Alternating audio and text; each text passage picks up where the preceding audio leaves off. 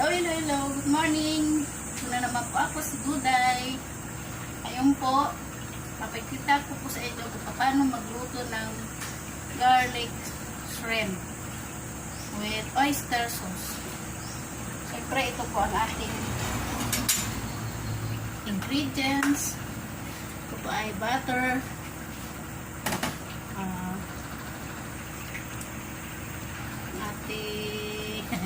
medyo butas na itong garlic, siyempre ang ating pinakulo ang shrimp o sugpo na pinakuluan na siya sa tuyo at paminta at kunting sugar. Siyempre ang ating oyster sauce. Ayan, luluto na natin.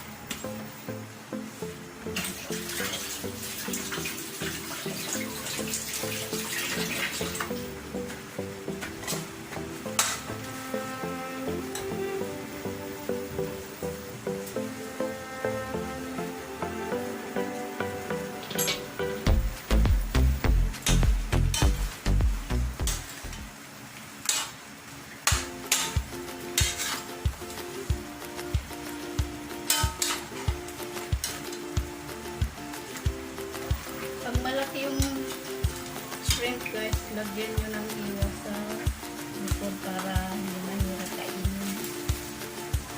Biyakin nyo yung likod ng sumpo para hindi mahirap magbukas.